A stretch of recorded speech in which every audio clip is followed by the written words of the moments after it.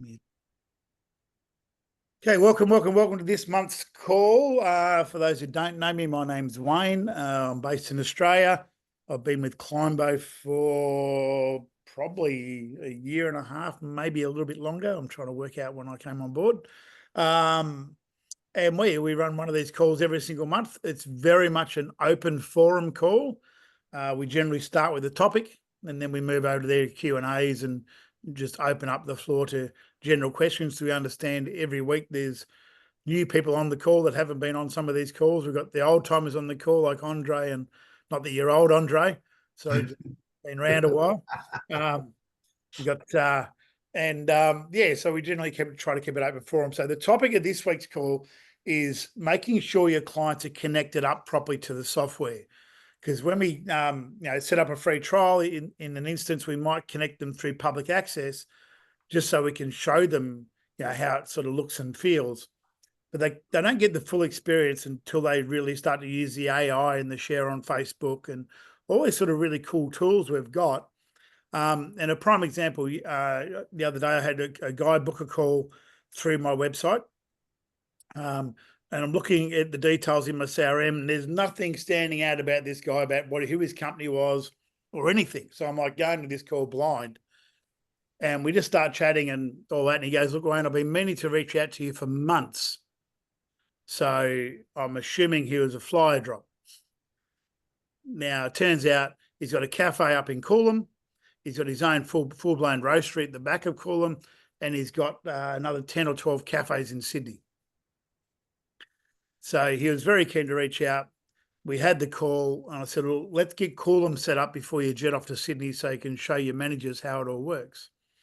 So we got Coolum set up. I set it up with public access to begin with. Ones that are in the dishwasher look pretty clean. Sorry? They're not clean. I think they're having a conversation. Yep, I'll just mute Yeah, dishwasher's clean, mate. There we go. Glad your dishwasher's clean, Steve. So set him up with the basics and then sent him his logins, rushed out some tap cards and cases to the Coolum office. So we had him set up in that aspect within about 40 minutes of getting off the call and delivered to his business. So he was stoked. And then I jumped back in. I went, well, he hasn't connected everything up yet. So I just did a quick Loom recording of how he would disconnect the public access from Google and then reconnect via Google. And did that and shot it off to him and showed him how to connect Facebook and all that sort of stuff. So I get a quick message last night, all done, thanks very much. So I jump in and check. No, he hasn't. He obviously, when he was connecting the Google, there's a couple of permissions you need to tick in the boxes in the Google platform to allow it to talk backwards and forwards. So I quickly emailed him back and said, "Look, mate, you haven't connected again. Watch this video one more time." And he got back, all done. He is fully stoked. He's replying to reviews, which he had never done. I think he's only got 57 reviews, but he replied to one in 2 years. So he's all fully on board now, connected his Facebook. I see he's already shared a couple of reviews through his Facebook page. But the reason I bang on about this is this creates what we call stickability with your client. The more they get into the software and start to use it, the longer they will keep it. Does that make sense? So I know when I was with Ready Reviews /Wombot, we have very, very rarely had anyone log into the software because there's nothing else they could have done. It just got reviews and alerted to reviews and stopped the negative ones. So the importance of this is once they get into it, they start to really use it. Now, just before we started recording, I was talking to Andre about one of my clients around the corner from his office, which is Elston's, a bar restaurant. Now, when I first set Elston's up, he loved everything. And I went back like a month later and none of the coasters have been put out. He had a couple of the stand at the at point of sale and a coaster at point of sale, but we gave him like 15 coasters. And so I messaged him going, "Mate, where are the coasters? What's going on?" He goes, "Oh, no, I love the AI reply." I went, "Yeah, but you're still getting some bad reviews." He goes, "Well, what do you mean?" He goes, "We've got the QR code." I said, "Show me your QR code." And it was one straight to Google. His old QR code. And I went, you're an idiot. So beat him to death, set him up properly. Again, because he was more excited about the AI reply than anything else. And because we've set him up properly, taking that time to make sure he's all connected with all the links and everything works. 2 weeks out, or a couple of weeks ago, I got a call from his restaurant next door, which is Greek on Sol. You know Greek on Sol, Andre? No, I don't know that. So it's right next to Elson's on the Esplanade there, underneath the Sol building. Oh, right. Yeah. Okay. I'm with you. Yep. What's it called? Flame grilled upstairs and Yeah. Yep. Costa reached out to me and went, mate, I've got a couple of bad reviews. I need your help. And I don't know why it's the bad reviews, because I went there for lunch and then I took my wife there for dinner, and my wife's high level celiac. And it was the first time in about 20 years she was able to have a souvlaki, because he made gluten-free souvlaki bread. Nice. So, but yeah, by taking that time, making sure they understand the software, how it works, and they're connected correctly, not just using the public access, because Climbo did make a change in the back end with public access. It will time out now. So it will stop pinging the API to pull in fresh reviews. So it'll still track the data of taps and scans and stuff, but it won't pull in the fresh reviews into the back end for the client to see. So that's the importance of connecting it up via Google to making sure they understand and all the workings. And the more they play with it, the more they love it, you know, and the longer they'll stay with you as a paying customer. And I just add something there, Wayne. Yep. I did a trial for a contact, a Stag and Hound. So they are a craft beer pub in an industrial area, and the guy's really well connected. So I said, let me go in and set you up. Same thing, they get lots of traffic Wednesday through Sunday. And I said, let me do the training with your staff. He went, no, I'll do it. That was 3 weeks ago. They still haven't connected. So to your point, making sure that people actually engage and get it up and running is critical, because if they don't see the results, they just don't do anything. So take that as a tip, that if you're going to set someone up, make sure they get those first. I'm implementing a new thing now, 30 reviews and 30-day guarantee.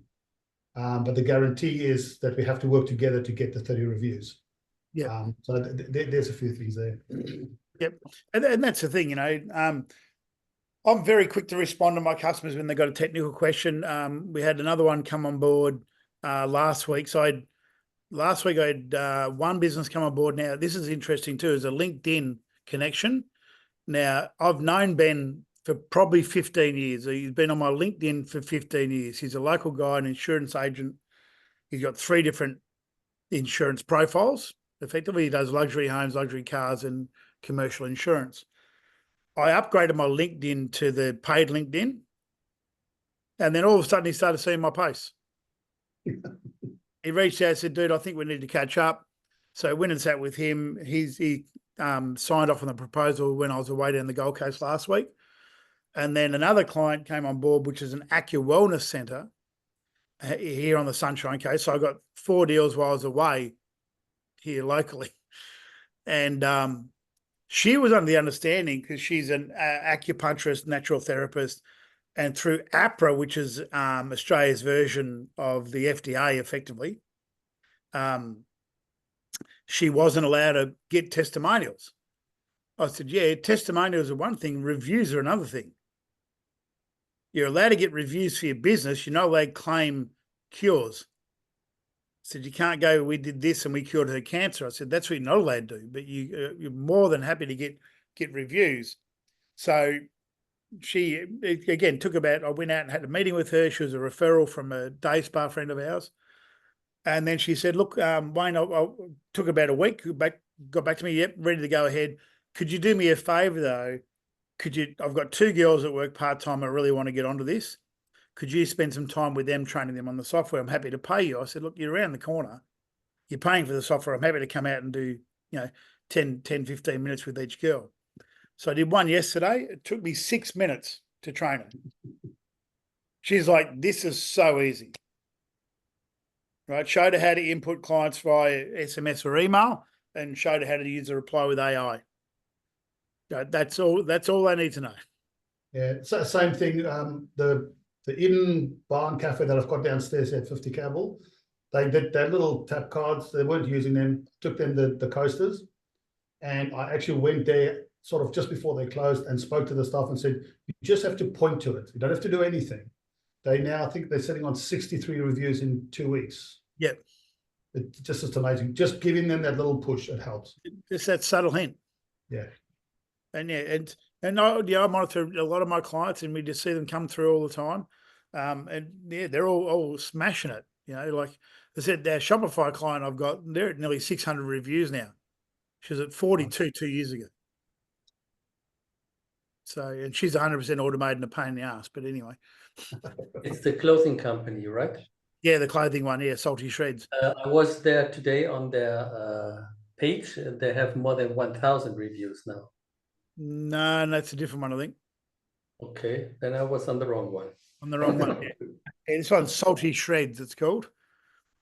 So, look, she pays the bill every single month. Like, they don't question it. But, it's like we had one glitch when we migrated her from Zapier across to the internal automation with Alberto. And we had to set up a delay because we had stuff still pending because of the 15-day delay. So we wanted to collect data on one end and not send out the ones on the other end. So there was a very tricky little delay period.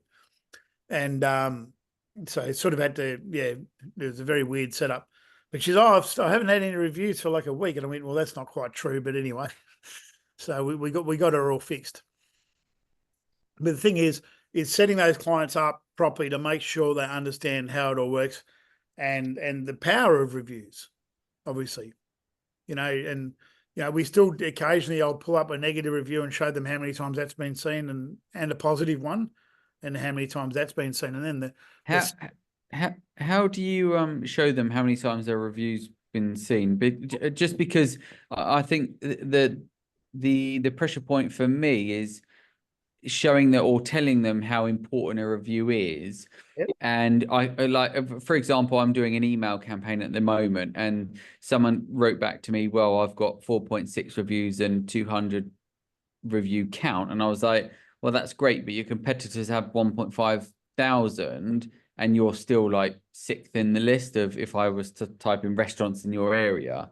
And it would be really good to say, look, your negative reviews have X amount of views, but your positive reviews have X amount of views. Yep. And I'll show you how to do that in a moment. I'm going to bring that up here. While you bring it up, Wayne, for example, here's one. This is the Laughing Lobster seafood shop across the road. So what you do, I'll just quickly do that. You go, it's got to be done through the Google Maps app, right? So you open up Google Maps, the app, and obviously go into the reviews, for example. So if I look at Lauren Stock, this girl here. So if you go Laughing Lobster, this is done 3 months ago. So you go into her profile. So I'll do this while we're on the call. So you can see that girl there. You can see her profile. Tap her profile. And then scroll down and you'll see like there's the reviews there. And now what you'll see is in this case here, right next to when the review was posted 3 months ago. See there it says how many times it's been viewed? Yep. So it's been viewed 1,083 times in 3 months. So that's the 1,083. And so her review for my coffee shop has been viewed 1,062 times. And she's a level 4 Google Guide. So, but that's all you need to do is open up the profile of the person who did the review and go find the review. And it'll tell you how many times that review has been seen, good, bad, or indifferent. Okay, cool. Does that make sense? I think I've done a video on it. I've done a video in the school. Adam, just to your point there, when you want to show value, what I do is, especially on the bigger guys, is like Wayne showed 1,080 views on that specific review. Go back a month, see how many reviews they got, and see and add up how many times it's been viewed. If you've got any knowledge of Google Ads and that, you can see what it costs per view. and you can actually put a monetary value to that. This is free views, and it grows exponentially because they don't go away like clicks and views do and ads go. They stay there, especially on the good ones. So it's quite an easy way to valuate that. Well, I think look, when you tell somebody, as I said, I was doing an email campaign earlier, and someone was like, "I've got 4.8 reviews stars, and I've had 100 reviews." I'd like to hit their pain points that, well, those 4 that have left bad reviews have had this many views, but your positive reviews have had only this many views. Yeah, and that's handy to know as well, Adam. But for example, we picked up a client, which is Costa del Toro Italian restaurant down the Gold Coast. Sorry, Andre, another one. That's all right. You know, I'm off to the big fish, Wayne. Yeah, I know, right? And they've got like 3,500 reviews, right? And their issue was they know they need to reply, but they just don't. So they love the AI reply. They're paying customers. They jump in and press reply. And then we just said to them, look, if I jump into your account and I see that a reply hasn't been done in a week, you know, we'll quickly press the AI reply for them. And then, you know, but the AI can also reply automatically, can't it? No. It's got to be manually triggered. And I think the reason they're not going to do an auto one is it could flag Google that it's auto. So, you know, if you had it programmed 5 minutes after the review went, it would automatically, you know, respond.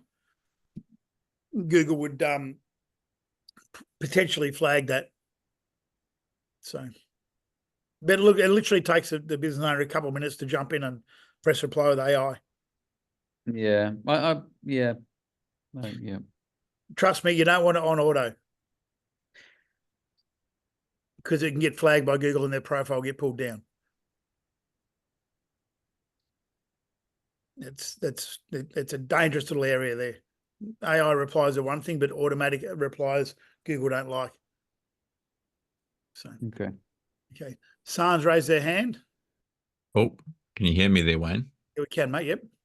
Oh, hey, look, thanks for your content that you put up in the group and these live streams. I'll keep it brief, but I know you've shown everyone your pitch that you do. We've tried rolling into it, but we're based in Auckland, New Zealand. It's quite a busy city, but we're finding a lot of business owners are just so damn busy that they don't even have a moment to even talk, and so a lot of them are just annoyed when we start talking to them. So, what's your kind of experience with that? So prime example is that we talked earlier about the cafe I got this week with 10 or 11 cafes, whatever he's got. Peter, that was a fly drop from months ago. I didn't even get to speak to him. So I literally went in and said, hey, is the boss of business owner again? No, look, I want to drop some information off for him. It's very important. He eventually got that information.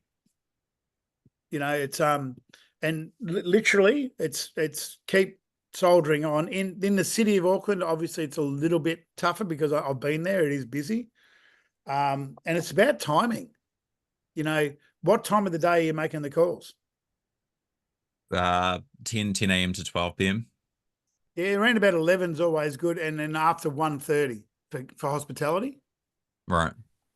Because if you're right in the middle of service or a busy period, like I don't. I just, if I can see they're busy, I just mark it down as a call back later. And that's the key. And seriously, where's Patty? Patty, you're on the call still? Patty, well, she's known me a long time. Most of my sales, I'm here. Most of my sales have come from a fly drop over time. Well, I've left the information there. They've made their own mind up, and you know, the advantage of that. Okay, it's a bit slower process, but the advantage of that is they've made the decision. Does that make sense? They've made a decision to reach out. They've made a decision to contact you. They're now comfortable with their choice. But you know, I've got a lot on the fly as well. You know, hit what we call hit and runs, and a lot of them are just timing. Like, you know, we talked about Elston's before on the Esplanade. When I cold called them, the owner wasn't there, but the manager went, "My boss would love this. Could you leave me a tap card and a stand?" I went, normally I'd go no, but my gut instinct, yeah, I can. Give me a few minutes. And I programmed one up to their location. Left it there for 4 days, went back. Aaron was there and he goes, "You're my review guy. What do I need to do? How do I get started? How much is it?" So, yeah, okay, let's do that. So yeah, and that's one of those things that which are there. It's the flyer drops are powerful. They really work, especially if you're not great at cold calling. But in your instance there, son, it's definitely about timing. So during the morning, I'll hit industrial. If I'm out cold calling, I'll go to find the plumbers, the bakers, the plumbers and the electricians and all those. And then in the afternoon, I'll hit hospitality. Does that make sense? Or have I dropped out? Yeah, yeah. no, thank you. Yeah, it's obviously a work in progress, but yeah, I think being in a bigger city too, I think a lot of the business owners are just packed, Yeah. So go to the suburbs a tiny bit. Go to Mount Eden. Venture out a wee bit. Go to Onehunga, Mount Eden. What's the other one down to south out of there? Can't think of it at the top of my head, but yeah, nothing's far out of Auckland, really. But Mount Eden, I'd be hitting Mount Eden first.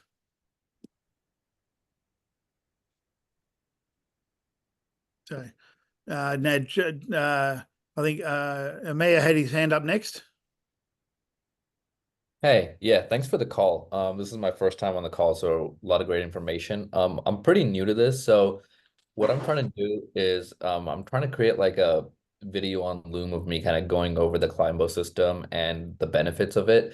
Yep. So I'm like setting up a kind of like a dummy review client, but for the positive feedback, it looks like you need to have like Google My Business integrated, and obviously like I don't have that because I don't have a business. It's like a dummy client. Do you have like any recommendations on how to kind of create like a video that kind of goes through the benefits of Climbo and doing it my way so that I can send these videos out if I don't have my own business, obviously? There's a few videos I've done out there. You can definitely jump on my YouTube and there's a few there you can pinch.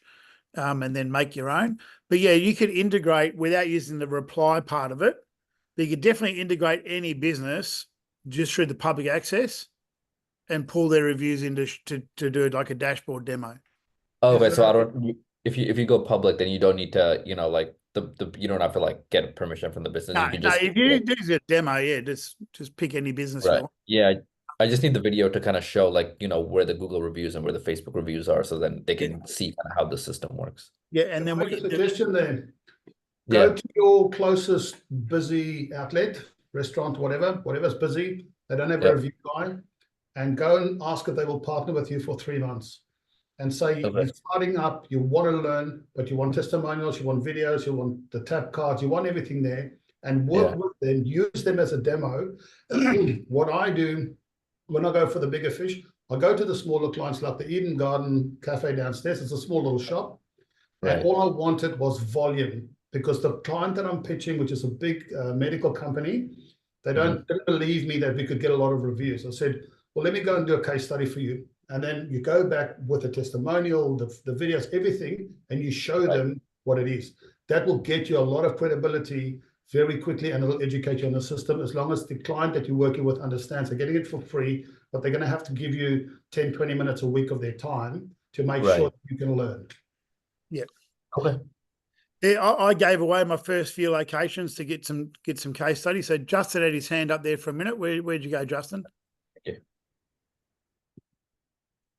Justin still with us? His arm got tired. Yep. Now, Scott asked a question in the group here. Do you offer a free trial for those people that sign up off your flyers? Yeah, I do. For the industrial ones that we look at, what we call automation, which are my bigger ones, I definitely offer a free trial there. And look, even for my lower hanging fruit, the hospitality packs and things that, I'm happy to give them a free trial. I won't give them 30 days anymore on hospitality. I'll give them, maybe 4 or 5 or a week, because it's just proof of concept at that point. But your bigger ones where you're sending out automated requests via, Zapier or Alberto, sometimes, they're not as busy a business as a hospitality business, so they're not getting the same hit rate. So they take a bit longer. I'll put my YouTube up. Give me 1 second. Someone want to have my YouTube. Give me 1 second while I find that. Where am I going? My channel. Here we go. And Zoom. So I'll put this in the chat now. Sorry, guys. Yeah, so I do offer free trials. As I said, I've got about 2 or 3 different flyers that I use, and for different industries. So if I'm going for those plumbers, the electricians, the tradies, and all that, that's a certain type of flyer. And if it's a hospitality, it's a different flyer again, because it's a different market, it's a different pitch, if that makes sense. Like I dropped in yesterday to one of my clients, which is a car tinting business. We've got 3 of their locations with us now. They've been with us for about 2 years. And I noticed his Zapier integration for Xero dropped out on 1 location. So I just went in there, the manager there said, mate, he goes, hey, Wayne, how are you? Blah, blah, blah, blah. And reconnected everything for him, gave him a couple of tap stands for the counter. Because I said to him, where did you get this tap card from there, the tap card Google review on the counter? He goes, oh, the boss got that. And I said, it's going straight to Google. So I quickly reprogrammed it to go to the proper page. So yeah, that's going to Stripe setups. Okay. So yeah, guys, the importance of just making sure they're connected properly. Because I know if I go through my account, sometimes I notice some people just still haven't connected their Google profile, so they're not using all the benefits of the software. So it's a matter of making sure they do it and reconnect it and or connect it properly. So that will definitely help with your retention to your clients in the long term of it. Okay, who have we got who's new on the call, like brand new? Like Paddy, you can't put your hand up because you're not brand new. So anyone, Amia's put their hand up again, yep. I think I might be considered brand new, even though I've been following you for some time and I've been watching some of the replays as well. Yep. Yeah, I'm brand new. This is like my first week. Yep, cool. And where are you from, Amia? Chicago. Chicago, nice. Yeah. I've got friends out there. You might I'll have to find out where he is. Is it Firehouse Subs in Chicago? Oh yeah, that's a pretty big one. Yeah, got a mate. He's got 3 or 4 stores out there. Zoran. Oh, he must be making bank. You should go and see him. I haven't signed him up yet, so you can have him. Yeah. So what about you? Where are you based? Sorry, in Sunshine Coast in Queensland, Australia. Oh, nice. Spending a bit of time down Andre's area of town, though, 2 hours down the road at the Gold Coast. Right. Yeah, you've got about 4 weeks left, Wayne. Then I'm cutting you off. Yeah, that's fine, mate. Not a problem. That's all right. No, it's all good. Well, I'm generally going down for a break, and I just end up working while I'm there. Mate, there's 45,000 businesses here. I think we'll be okay. I remember when I was with Wombat Ready Reviews, someone was saying, "Oh, you'd run out of businesses eventually." And I did the maths here on the coast. There's like 36,000 businesses here. I'm like, it'll take me 7 years to cold call every one of them, and then by the time I'm done, it will be time to go again, because there's new owners, people take over businesses open, businesses close, so it's crazy. You're never going to run out of businesses. No. I did have a question for you pros. Do you recommend starting out when I'm starting out to go with one industry and just focus on that, or just try any business? Because obviously every business needs reviews, but I was thinking like, starting off with more of a blue collar industry like plumbing and go for all the plumbers in Chicago who need reviews, and then, like have like a video specified for plumbers, and then, once. Yeah, I wouldn't recommend plumbers, mate. Okay. Is there a reason? I come from the plumbing industry. I used to run a plumbing and heating company, and it is 150% for them, but they are such technophobes, they just don't get the concept. It's the worst. See now, Adam, this is where I'll argue with you there. So, assuming you're the plumber, which you were, Yeah. now if I said to you, if I was to set up your review software for you, make it 100% automated, where you don't have to do a thing, would you be happy to have a look at it as a plumber? What's the cost? $199 a month. No. Yeah. So So to give you some background, I was in web development and marketing. Yep. And I went into plumbing because I had a really bad experience with a plumbing company.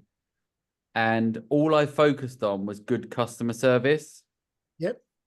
And I would say the amount of so I separated myself from everyone else because I went after reviews and good customer service. Yeah. Because that's what every industry is based on. But to get those one or two tradespeople is such a slog. I think you would have much better success. I'll argue the point because I've got windscreen repair, I've got concreters, I've got some electricians, and I'll explain why. It's not even because like you're a little bit different in your business because you had a bad experience, right? So you set yourself up and reframed your business differently to every other business. So, but going from a plumbing point of view where if you weren't actively seeking reviews, you're just waiting for them to turn up. If I was to say to you, say, Adam, if we were able to increase your reviews by up to 47% month in, month out, which gains you more eyes on Google, more traffic on Google for free, so not paid ads, nothing like that, and I was to give you this for around about, like, let's call it £1.90 a day, would you be happy to have a look at that? 150%. But how are you getting those people to? How are you automating the process? Because By I've got two plumbers connecting up their invoicing program. So let's say the QuickBooks Online. We connect the you ask the question. Let me answer it. Right? Yeah. So every business is going to be a little bit different, but most of them will use in one way or another, unless they're an old school plumber, a software of some form, right? So, and 90% of softwares we can connect to. So let's assume for a moment they're using an invoice programming like QuickBooks Online. So Adam, what we'd do with your business would connect up our software to QuickBooks Online. So once you mark that invoice fully paid, 4 hours later, for example, your client will get a customized email request to give you some feedback. And that happens automatically the minute your bookkeeper or whoever marks that invoice fully paid. Or if you move in your CRM or your job booking calendar, that job to fully completed, the same process would happen. That's how we automate it.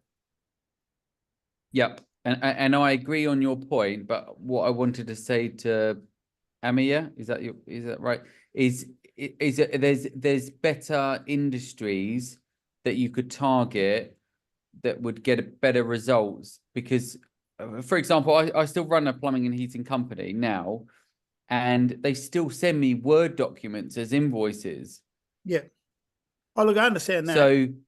So I would much prefer to target hospitality, for example, a restaurant where you could stick a QR code on a pop-up tent, pull all the restaurants in the area. You're more likely to get a 1% return on those than you are on a 1% return on a plumber. Right. They're just technophobes.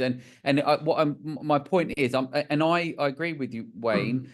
Every single plumber needs this thing, and like 110%. Like, I don't think they understand it. They even if they did it and did no SEO, they would be far and above all their competitors. It's just, I think the efforts you'll put in, you'll get far back rather than a trades industry. That was all my point. So I'll tell you my theory on that for everyone in the group, and everyone who knows me knows this. I don't niche target.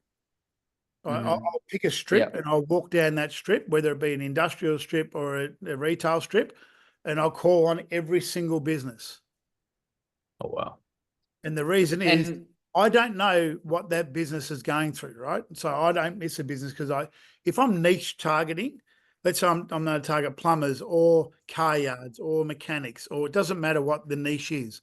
I'm walking past hundreds of other businesses to find one. And I 100% agree with you there, but you will not walk past the plumber. I think because you're the footfall in every industry, you know, going into a beauty salon, going into a restaurant, a mechanic, those are perfect industries because you could stick a pop-up tent on their till and get them.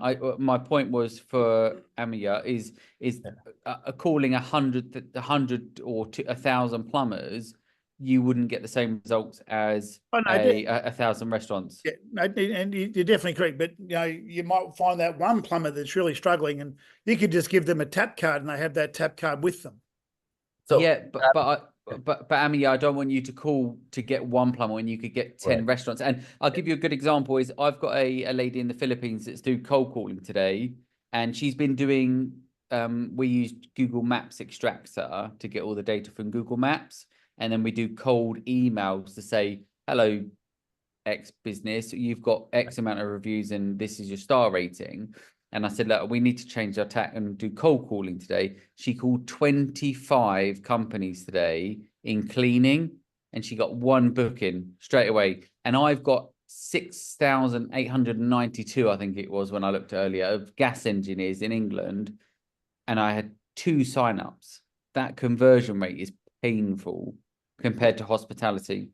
Oh, look, right. look, and you'll find over time too that you might become really good at one industry. You'll just crack it and you'll become really good. Like there's a guy in our old company, Stephen Odenthal, he just did day spas. He became the expert at getting day spas and beauty salons, and that's all he did. He didn't worry about any other business. So, wow. So, quick question, Adam, what were you talking about with the QR codes? So you can, in your Climbo, if you go to request a review or whatever, you've got SMS, email, and QR code. And so let's say we sign up a restaurant, you know, and then you can give them a unique QR code, and you can give them or print a pop-up tent, which is like you can put it in a plastic film or something and put it on their front reception. Or you can put it on all their business cards that go on all their bills. Oh, wow. So all the person has to do is scan that QR code, and it comes straight up with Climbo review. Oh yeah, that'd be way better because then that's like a unique thing and an actual physical thing that they can use, right? So they're so it's similar to what we do here with these coasters, right? right. Yeah, exactly. So same thing, just without a QR. And all you're doing is you're grabbing the URL for the landing page, and that's what the QR code's got on it. Yeah. They tap that, and away they go, and it brings up the landing page for a star rating. And then just have it like in the front of the reception of a restaurant or something, or even to like the receipt. Yep, and you got the cards like that as well. Oh wow. Okay. Yeah, no, that makes sense. I'm a couple of weeks ahead of you, Amir. About 2 months into doing this now. I think it's best just to try all sorts of businesses, like Wayne said. You know, you might have an idea that plumbers might be a good fit, but you don't know until you try. But with that, if you try all sorts of businesses, you might actually find there's certain industries or niches that are converting well that you didn't expect. And also once you get 1 or 2 happy clients in a certain industry, you then have a lot more confidence. You've got a proven case study within the industry. So I think don't target just one single industry. I think go for all types of businesses to start. Yeah, 100%, son, 100%. And that's the thing, you know. I've got the different types of businesses. I've got every type of business on my books, apart from a car yard. And I'm sort of starting to look at that now, going, okay, there's a couple there that really suck with their reviews. I just signed up Sunshine Coast Car Yard yesterday. Did you? Nice. Well done. No, I'm kidding. Yeah, just you can come and play in my backyard anytime. That's fine. I'm fine with that. So, and I think we touch on this nearly every call that, you know, people look at niches and they do all this sort of stuff, and it's a matter of just going, look, you know, you might have a speciality in a niche, and that's awesome. I know Andre's focused on chasing whales, right? He wants the big multi-location, big corporate businesses. but he's got another whole business behind him with good cash flow. Now, if this is your day to day and your everyday, I would just go hit the streets and go hard. Catch has put her hand up. Hi. Hi, how are you? Hi, and thanks, Wayne, for these calls. They always make me motivated. I've been on Climbo since April. I don't have any paying clients yet, but I wanted to say about niching. I've been following one of our Climbo resellers that is in the German-speaking area. And for all of those Germans, his website is salonwunschkunden.de. And what he does is only targets hairdressers. And in the end, the hairdressers get put into a webinar. The webinar takes place every 2 weeks. He does a very strong ad campaign on Facebook to get people into the webinar. And then what is offered in the end is a masterclass for 2,000 euros for 3 months, where people are escorted through setting up their Google My Business profile, through setting up their web page through One Page, because he's obviously an affiliate for One Pages as well, which is just where you just drag and drop stuff and you have a sales strong web page. The third module is opening up Google Ads, starting Google Ads, and then just managing Google reviews and reputation. And that's 2,000 euros every 3 months. And he gets about a couple of hundred people every 2 weeks into that webinar with a very good conversion rate. And if you calculate that 10% conversion rate, that's 40,000 euros every 2 weeks. Very good. Yeah, that's good. With a school community where everything is in there. Yeah, and I think that's important to look at too. Is how do we educate our clients? With Ben, the insurance company we picked up last week, I'm optimizing all of his locations for him, all 3 of them. We're going to make sure the categories are correct, all that sort of stuff for them. And a lot of business owners, either want to learn how to do it or they don't, and they just want it done for them. I'm about educating our clients, and that's why I talk a lot about the Google algorithm without confusing them being it's local conversations. So when you get reviews, it's a local conversation. So how many people are talking about your business this week, this month? And that's if you're to answer, Amir, your sort of question there, and even to San and Adam, it's to go, look, if their last review was 3 months ago, their business is silent. Does that make sense? No one's talking about them. So Google isn't going to push them up in the algorithm because no one's actually talking about them. They're not relevant. So what we do is we help their business have more local conversations. That's what we do. Now, you got your hand up there. What's that? What's how do I pronounce your first name? Yep. Is it the Dunhurst? You muted yourself. There you go. Yeah, Dustin Downhour. Dustin. You got it all as one word. Sorry about that. I thought you were from Germany for a minute. Well, look at that. Well, that's where our family has originated from, for sure. So I just have one client, and I'm trying to get another one now. They're doing really great. It's a restaurant out in Fredericksburg. They had 22 reviews 6 months ago, and now they've gotten 139 positive reviews in a matter of 2 months. Well done. So that's been really good. And I think one of the key parts was to what you said is make sure you get them set up with the right tools. Because before my tap cards and stuff showed up, they did nothing because it got lost in the mail. And so I sent them the QR codes to make stuff, but they didn't make anything until my welcome box showed up at their location. And then the reviews just started going every day. So that was cool. But my question was, there's a company that's local that has got like over 600 reviews. I did meet with them. They claim that they are interested in having reviews, but they just don't want to ask people. But what would be like a good selling point to them? What type of business? What type of business is it? It's a pizza place. Yep. It's a kind of like a New York style Italian pizza place. Is it predominantly takeaway or dine in? Both. Both? There's a lot that go in and a lot of people that get it to go. So I would the subtlety of hospitality is things like these on the tables, the coasters, the tap cards, coasters, and stands. And I would put QR codes on the pizza boxes, takeaway pizza boxes, because you're not technically asking. It's just a subtle prompt. So all of our stuff says we'd love to hear your feedback. Review us on Google or tap to give you feedback or anything like that. It's the same as the little restaurant that I mentioned at the beginning that I do. Most small businesses are embarrassed to ask for the reviews. It is a small nudge, having them all over the location, put them in. In Australia, we don't accept tips. I'll be running a trial with another guy now where it says a review is better than a tip. So you're giving us something if you had a good experience. You've got to get creative around how you ask for them, and that's a personality thing. The lady downstairs is very, very shy. She actually cooks. She does everything herself. And I went to the guys at the cashiers and I just said, look, just point at the review card. You don't have to say anything.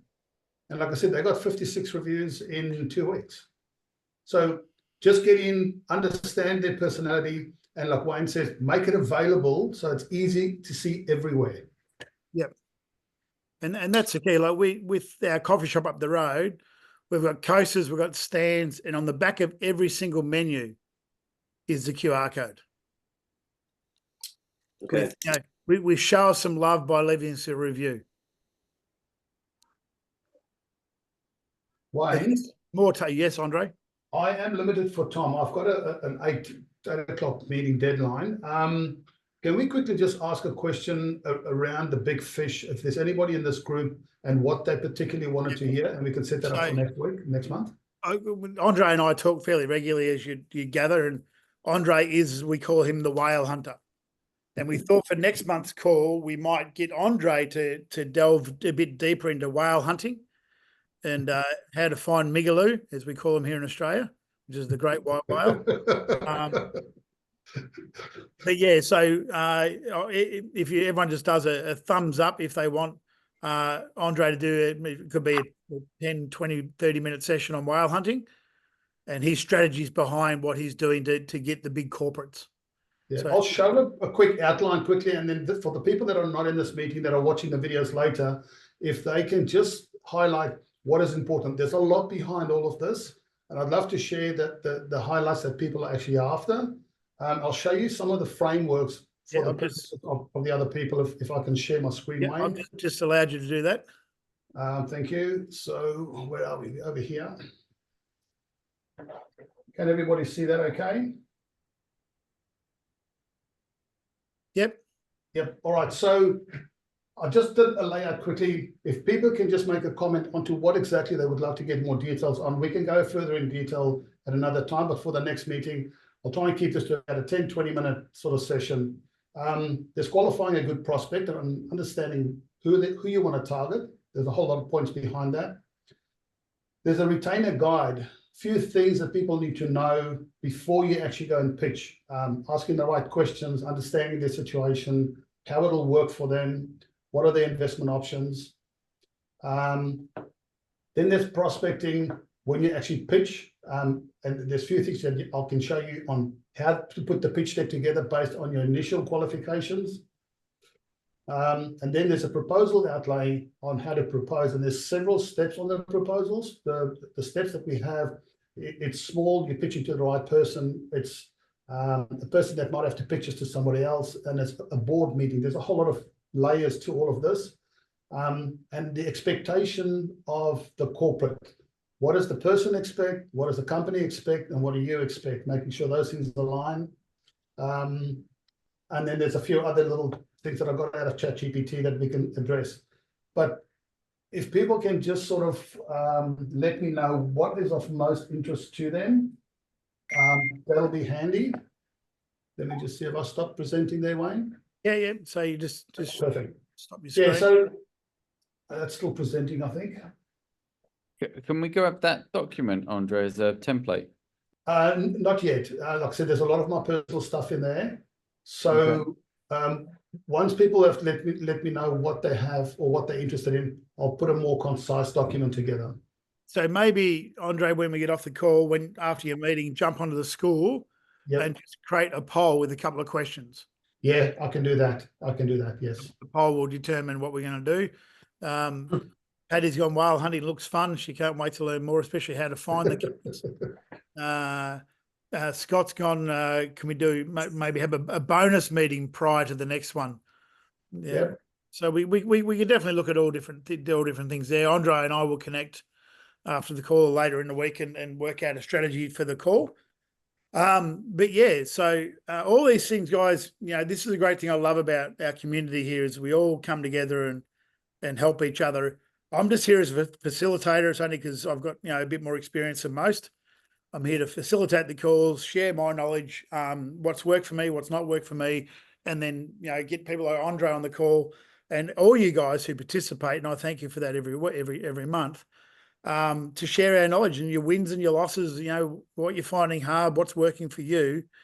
These are all important things. Very important, Wayne, and I might just add here, even as seasoned operators, we learn from this every week, every month. The questions you ask are different and we get to learn. So it is a community thing. So it's great. And I still get out and hustle every week and every day, and I love it. I'm never going to stop. I haven't hit my number yet. I still want to hit my number. I'm a little bit away, but we'll get there. Sandy is raise her hand. How you going there, Sandy? Hi, how are you? I'm sorry I'm late. I was actually right. out trying to make some QR codes because I have 2 trials out Yep. and they're not getting any reviews. So one is an auto repair place. And I had like the table thing because the way he had it, they come and they pay at his desk. So I'm thinking that's not going to work. Maybe he can put the QR codes after he's finished working on the car in their car, because I guess they want to leave the reviews after they've left. Yep. So that's one. But my other question really is, I have like a painting studio where people come as a group and they paint and then they take their paintings home with them. And I left her with like a card on a lanyard where she could, because she was getting them to do, bye, Andre, where she could get, I've got to go, guys. Thanks. Hey, Andre. Bye. She was getting them, interviewing them for social media, like, hey, did you have a good time? And they would say yes. And I thought that would be a very good time for her to say after the video is over, since you had a good time, can you leave us with a review? And if she had it around her neck, they could just scan it and leave their review. But she hasn't gotten any reviews and it's been 30 days. Okay. So I'm wondering what would be a good thing to have her. Let me ask you this. How do they book for the painting session? They book online. Okay, so she's collecting some data. I've asked her about that, like, because then we could follow up and do whatever. That hasn't happened. Or they will walk in and then she'll tell them to go online and choose what painting they want to paint. But she has groups of 20, 15, 30 people, and there's no reason why she's got an average. She's been in business for 12 years. She's got an average of 12 reviews per year. Yeah. So she's averaging one a month. My first point of call would be when they're booking online, what data is she collecting? She's collecting your name and email, name and phone number. Mm. I would, after the painting session, and then make the effort to put that data into Climbo and send out a personalized text review or email request. Okay.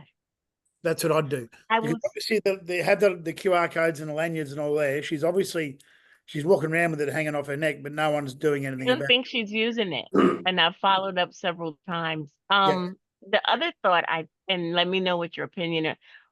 Do you think, like, if I got a sticker where she could put on her canvases, on the back side of the canvases, Yeah, you could do that. And then when, I honestly think your best success with her would be even if you sat with her and said, okay, let's get your last 30, 60 days worth of data and put that into the system and send it out and see how we go. Because if she's, let's say she's had 300 people come through, you'll probably end up with 30 reviews doing it that way. right. Okay. I got to get her to buy into that because she doesn't seem to. All right. Thank you. Yeah. And just say, look, it's like anything, you know, if you're not using it, it's not going to work.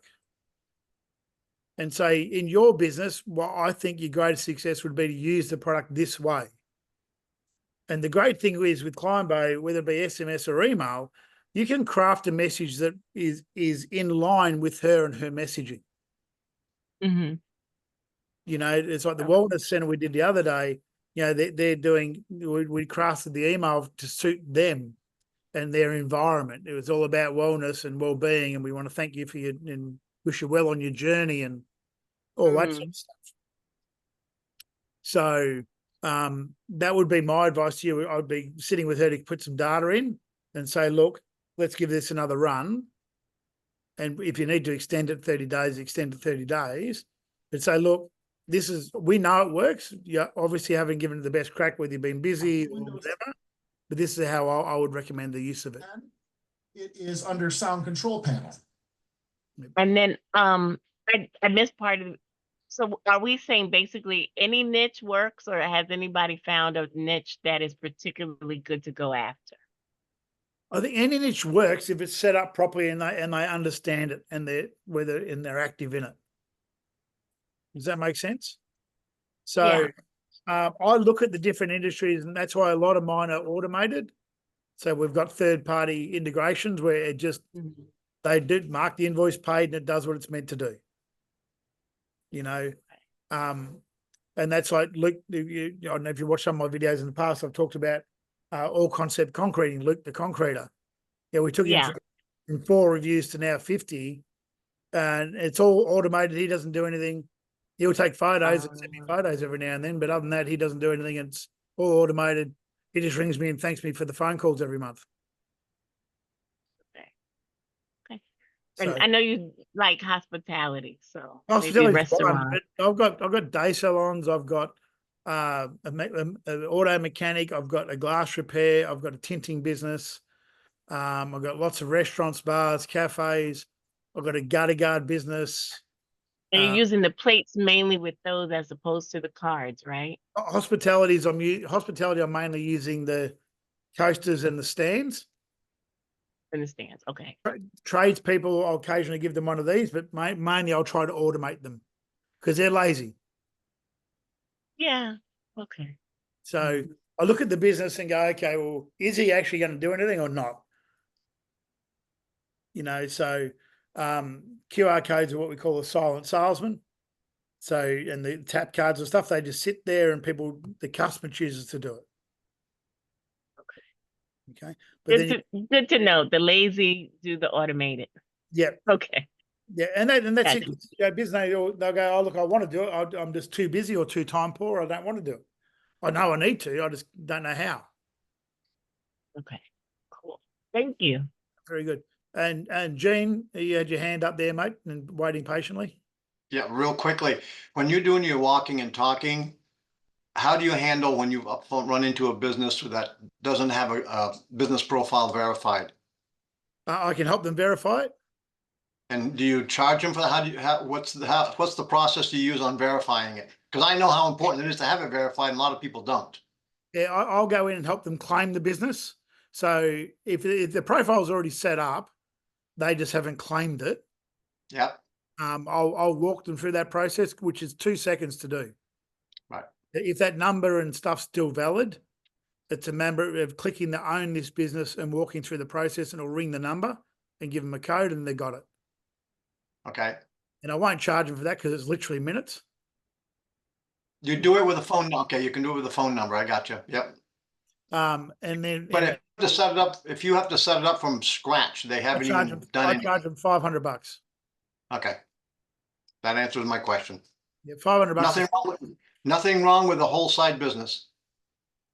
No, it's and look, you'll find again they're going, oh, I wanted to do a Google profile, I just got lost and didn't know how.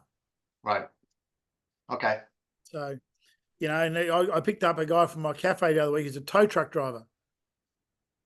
He goes, Wayne, I'm just setting up a new tow truck business. And this is months ago. I want to speak to you about a website landing page. And I said, you don't need a website. You just need a Google profile to be a tow truck driver. What do you charge? It's $500 to set it up. He's like, done. I would be $500 in any language, Scott, to answer that question. Doesn't matter if it's US or Australian. It's still $500 is your time, and I look at that as my time. Going, I won't charge them US because that's about $750 in Australia. Yeah, so probably a bit more today, but yeah. And again, it's about solving that problem. So Dean, who approached me at the cafe, he goes, "Can you set that up?" I said, "Yeah, but it's $500." I said, "I'll need you ready on your phone when I'm doing it because I'll need to send you some verification codes." He's like, "Yep, done." Had it all set up. Then I optimized it for him, including in that 500, where I made sure his categories are there, had some pictures there, and did some ChatGPT little articles in to get the profile active. So we did that a month ago. He's already had 8 phone calls. Okay. From a brand. Go ahead. So I had 8 calls to his business within a month for a brand new profile. So it's ranking already.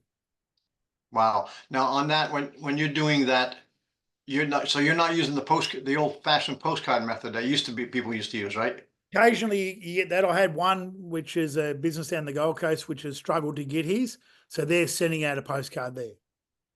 Okay. So there's 3 ways I'll verify. One, straight by phone if it's an existing profile and you're claiming that business, they'll ring that number if it's still valid and they'll read out a code. Okay. Other way is a video verification where you literally video the business and walk through the business and verify it that way and upload that. And the other way is a postcard. Okay. It's the first time I've had a postcard for a while though, to be honest. Right. Yeah, I was familiar with it and I'd gotten postcards before, but nowadays it's almost impossible to get them. Yeah, they say they've sent it, but it never turns up. Exactly. Thank you. All good. Okay, guys, any other questions at the moment? Anything else we want to touch on before we wind up the call? I'm having a coffee, by the way. It's early in the morning. No? Any other questions? Question, I have Wayne. a quick question. Yep, Justin, fire away. Yeah, when it comes to like yeah, sorry, my kids are here.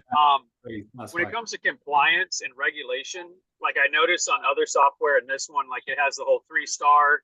We'll push them on, or excuse me, they could get dismissed to a complaint. But like if they do a 4-star, in most systems, it lets them go to the link. Is that a Yelp thing, a Google thing? Is there any kind of like legal compliance that you're aware of? That, If you look at incentivizing, and go ahead. I'll bring this up and show you how we legalize it. Give me a second. Let me just do this. I guess my question, who are the authorities you're legalizing it to, or is it just simply each platform for both? Every platform is different, right? So give me a second. I'm just going to share my screen quickly just to show you how we are compliant, right? So this is a client landing page, right? This is their landing page for the reviews. Looks pretty good, cute puppy.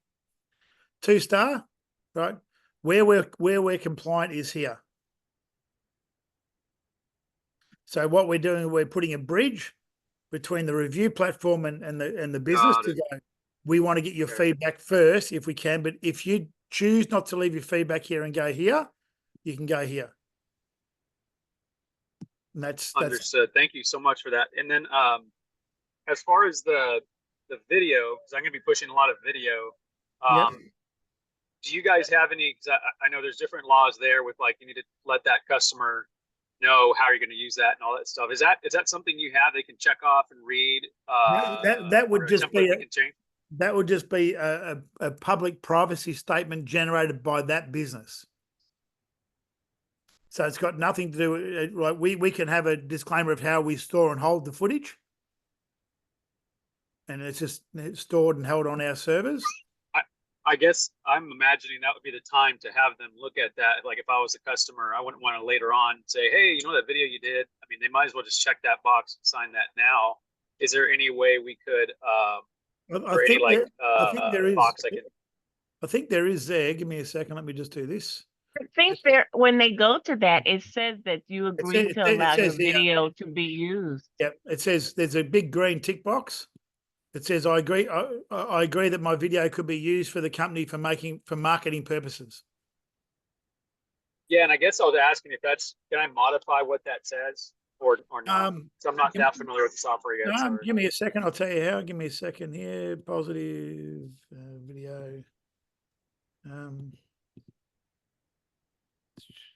Not at the moment, but I would bring that up in the request to say, can we edit that? Can you edit the I definitely will in the video? Okay. Testimonial. So you definitely raise that as either a ticket or raise it in the roadmap, in a feature. Okay, and no, I definitely will on the road. And real quick, going back to my first question. Is it the case, or am I imagining that, like for instance, just in Climbo, could I make it so only a 5-star review would go give us our links? Otherwise, it goes to that, or does it have to be 3? As I saw I guess a demo. Honestly, I don't know, Justin. I've always left it at 3. Below 3 will go internal. 3 or below will go internal. 4 or 5 will be redirected. Okay, I've been a business owner for 15 years as an interstate moving company in the United States.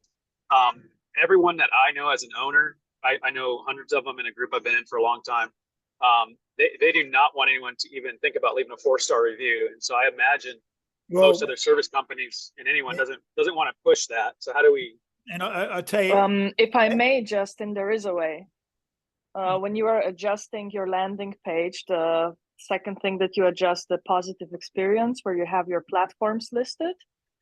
No, before that, if the customer has activated the negative review filter, then when you are adjusting that page for negative review, you've got those 5 stars. And if you click on adjusting the 5 stars, you can drag the 3rd star to the 4th star, and that adjusts the filter so that only 5-star reviews go through. But it's only enabled if they have this filter enabled. Sometimes you can also disable it. And my advice to anyone there, if I go to a company and they've got 1,000 5-star reviews, I'm thinking some of them are fake. Respect, yeah. The 4 stars make the 5 stars look good. Yep. And legitimate. Yeah, I'm not worried about society. They'll give them a couple 1s and 4s, but we can disagree on our philosophy. I appreciate that, though. I just didn't know if that was a Yelp compliant thing or Google compliant thing that we had to push them through or something like that. Because I've seen every system do that I've seen. Those 3-star and then 4-star and 5 are the same trigger. Yeah. And the thing is look, if someone's really pissed off with your service, they're going to go straight to Google anyway. Right. That's the goal. Sure. You can't stop. You you. Can't stop the Karens of the world. And I think it's just easier to sell. I guess where I'm coming from, a little bit easier for me to sell to the business owner, because that's going to be, I think, one of their objections, and I'm going to agree with them. Where I have plenty of 5-star, what should be 5-star reviews. They're saying you guys are the best thing in the world, blah blah blah, giant paragraph, nothing negative, 4 stars. Oh look, and so Justin, I read that's them all. great, but I read them all the time. Where we had one which is a 5-star fine dining restaurant, and they went 3 stars. Food was fantastic. The staff were amazing. Everything was great, but the birds outside were noisy. Like, what can they do about the birds? There's nothing they can do. You're going to get. Yeah, I gotcha. Yeah, and I think it's just the language I use for the business owner. So if I show them, let's say they've got a 3-star review or 2-star or whatever, I'll say, look, especially if I'm pitching it to them, I'll say, Justin, look, tell me, in your business, if I'd come to you as a customer with this complaint, would you have been able to fix it there and then for me?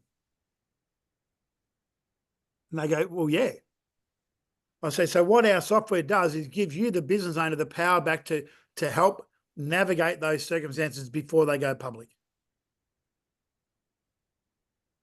That's how the star rating works. So if it's 3 stars or below, it gives you the business owner the opportunity to make that client a happy client without it going public. Perfect. Yeah, no, I appreciate that.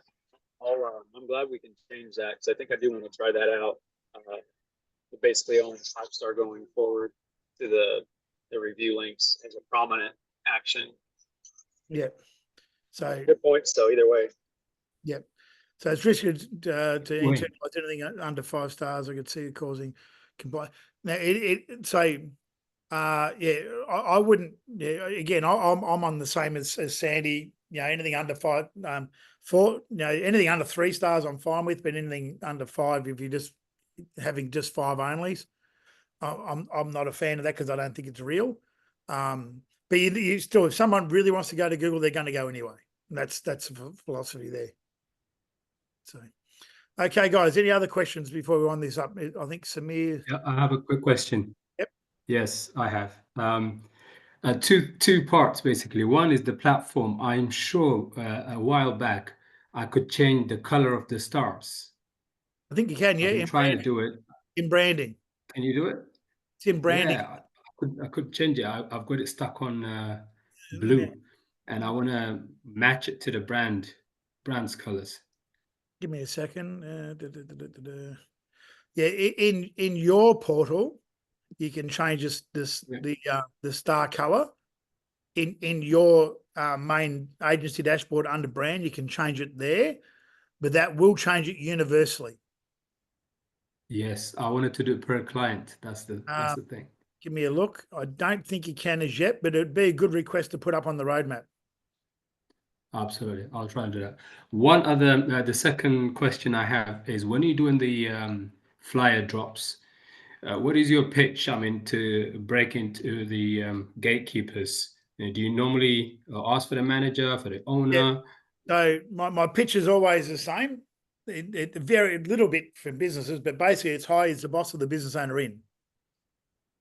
And they're like, yep, could I grab them for 30 seconds if that's okay? They come out. I'm like, hi, sorry to trouble you. I know you're really, really busy. Sorry, my name's Wayne. Your name is?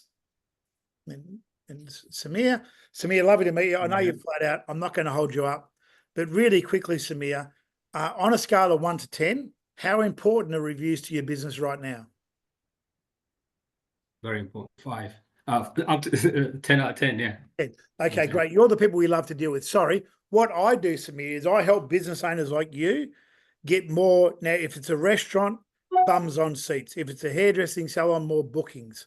Whatever the language for that business might be. So I help you get more customers through your front door by way of driving in more reviews. So Samir, quickly tell me, how do you currently get your Google reviews?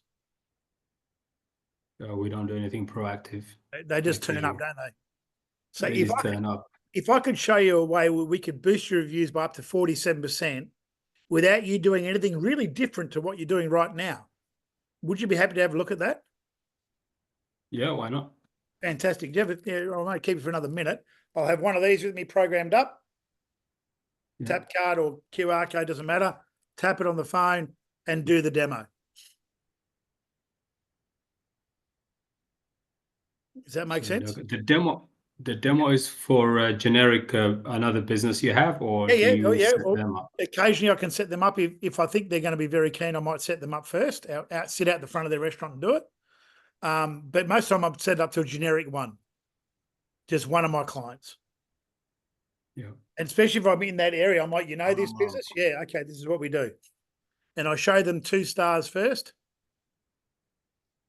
and then I retap it and show them 5-star. Does that make sense? Yeah, absolutely. Thank you very much. And then I'll talk about the reply with AI and the social share and all that sort of fun stuff. So you don't go too deep into details. Do you sign them up there and then take their details? Yeah. Sometimes I'll sign them up there and then. Other ones, they'll go, yeah, look, can you leave me some information? Sometimes they're really busy. Oh, yeah. Okay, I can leave you some info. When's a good time to meet back with you? The other ones are, can you leave me one of them? I'm like, yeah, give me 10 minutes. I'll program one up and I'll drop back. I'll set it up now and I'll drop back in 4 or 5 days. Depends on how far from the business you are and all that. All those variables come to it. But as I said, the cafe guy I got this week with up to 10, 12 cafes, whatever he's got, he was from a flyer drop months and months and months ago. He goes, Wayne, I've been meaning to contact you forever. And he just finally got the time to come around and do it. And I did a Zoom. I could have dropped in. He's 10 minutes up the road. I didn't realize where he was. So we did a Zoom. I walked him through the software on the Zoom, showed him the tap cards on the Zoom. He's like, yep, done. Sign me up. So, yeah. But again, it's like selling. If you're starting out there, selling's all about numbers. And the more you see, the better you get. Because everyone's pitch will be a little bit different. The language is different per state, per country, per everything. But the message will be the same. Just the way you deliver it will be a bit different to me. How flexible are you with your pricing? I've got 4 different price models, and that's it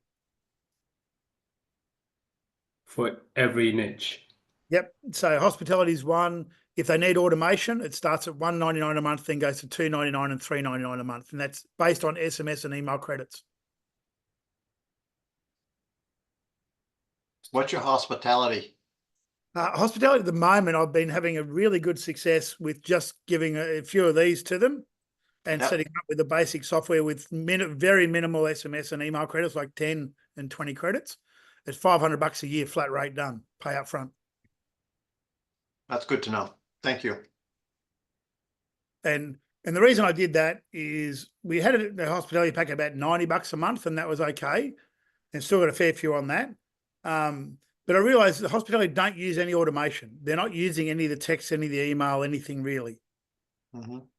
So there's no additional cost to me at all in setups and all that sort of stuff. And they just love these things. And at $500 a year, they're more than happy to stay with you forever. Are you selling them the plaque, the little coaster? I'll give them a pack of these to start with. So depending on how many they need. And then they can buy more for like $30 each. Okay. They stick them on the table, or? Yeah. These ones have got stickers on the back. Okay. Yep. And we've got a couple of different versions of it. That's a twin pack. There's 2 in there. And where you purchase those, you probably have that in the Climbo training. Yeah, it's in there with the Alibaba, for my Alibaba contacts. I'll put them back up again. Put them back up again to do that. Okay. And I find that $500 a year, it's great cash flow for me. Like, you get 3 or 4 a week. It's good cash flow. Plus I'm building, racking and stacking my other ones, my bigger ones. As I said, we got one from the radio ad, which is worth nearly $14,000 a year. Hmm. And there's one client. Nothing wrong with that. No. Then you get the other ones to go, look, I want you to respond to my reviews. And okay, we can do that for this much a year, or this much extra.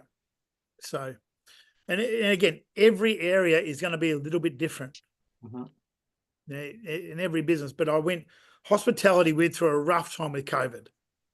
Yeah. And that's part of my pitch. You guys did it tough through COVID. So what we wanted to do as a local business is give back to our local hospitality vendors by doing a cracker deal.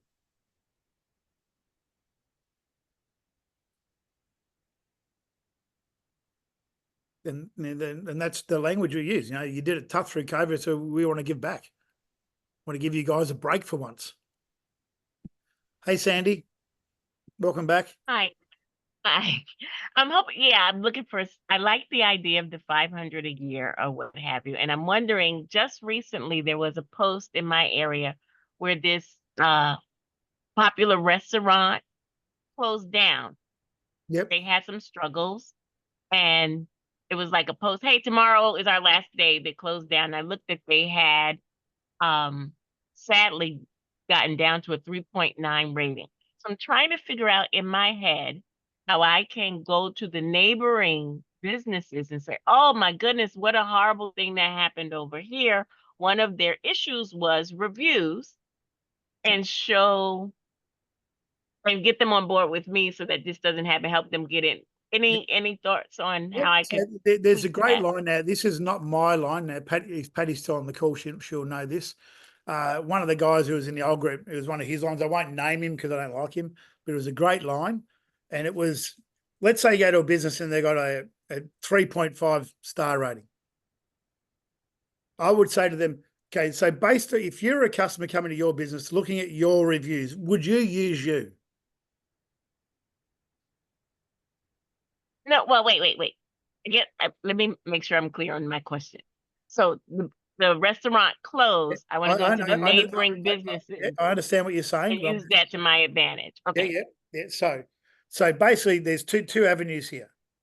So if they've got a bad star rating, the question is, would you use you? Right. Then they go, no. Well, why would any other customer? So let's fix that first. Right? Now, if they got a good star rating or a half decent star rating, you go back. Did you hear about El Camino around the corner? Now one of the issues they had, one of the reasons they had to close is their star rating was going down and down over time. And obviously customers reading that, that stops customer traffic. Would you agree with that? See, if I could show you a way we can protect you from those sort of negative reviews and boosting your positive reviews, would you be happy to have a look at that? Okay. Something like that or around those lines. Yeah, I'd like if I could protect you, should ring a bell for them. Yeah, by 52. So by 7. So the other one, if I could show you a way that we can boost your positive reviews and protect your brand from negative reviews for less than $1.40 a day, would you do it?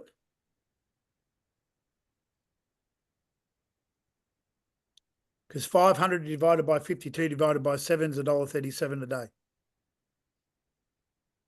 Oh, that's good.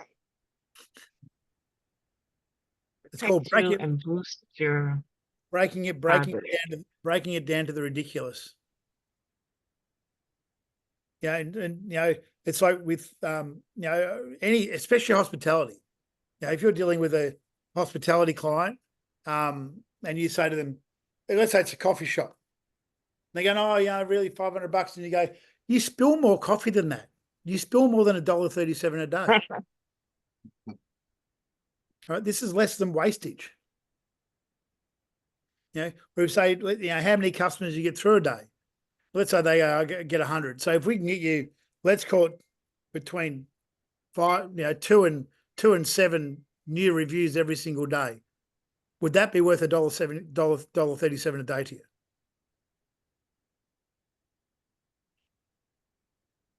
Because remember, you're talking about creating conversations.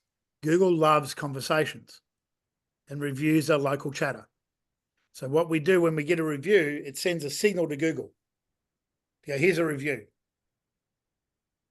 Right? So if you look at someone's profile, when you see the reviews, it says relevant, newest, highest, and lowest. So where it says relevant, that's based on what you Googled. So it's relevant to your search. Does that make sense? So we say, well, let's drive more relevant conversations to your business so you'll come up higher in those searches. Best cappuccino near me, best latte near me, best cream donut. Who knows, right? Best lasagna, best Italian. Drive more reviews and more local conversations. It sends more signals to Google. Google go, you're highly active and you're highly relevant because lots of people are talking about you. And you can say to them, look, that business around the corner, their last review was more than 90 days ago. So they're no longer relevant in search. So let's keep a constant flow of talk and chatter about your business. And the easiest way to do that is with these. And the other thing is, you think about this, right? If you go to Facebook, Google, Amazon, I know in Australia they're charging anywhere from $30 to $50 to $60 for one of these, right? And you say, so look, you can go to Google, you can go and buy one of these right today and go straight to Google. Or we can give you a fair few of these and protect you and give you AI reply, social share, all that for the equivalent of buying 10 of them. I always find it interesting how people take and look at how much money they're putting out versus an investment that brings back money, more money than you put out. Yep. And when people go, how much does it cost? I use words like investment. Yeah. You know, our average investment is around about $500 a year for hospitality, depending on how many coasters and tap cards and things you need. You know, because investment implies return. Right. So Do you find that the hospitality will reply using the Climbo? Yeah, Are you having issues with them using it? because you do this, right? It is simple, but I I'm mean, not sure about Android, but on Apple, so open up the software and you can see I've got quick reviews just there. So that looks like an app now, doesn't it? yeah, quick review. Yeah. You open up that and that just takes them straight to my software. Oh, so you I have them put that on their phone. Yeah. So you add it as a, say, when you do the share button, you go share and you go add to home screen. And that will put that web icon on their home screen. And if they've saved their logins, they'll log in automatically. And they can do it on the phone. Brilliant. So I demo, when I'm doing my demo, I do obviously the tap demo. And if I've got that there, and I'll go, and the cool thing is, and I'll open up the software, I'll jump into one of my clients and I'll say, then this is what else we do. Here's the share with social. Here's the AI reply. And they go, wow, that's great value. Quick question, Wayne. Do you know how can a person leave numerous reviews to one place only? No, one. What, just one? Right, that's what I thought. Under the one account. If they've got multiple accounts, they can. But your account, if you open up through your Google account, you go to leave another review, it will bring up your old review and you can update it and that will push it back to the top again. Oh, I didn't know that. Okay.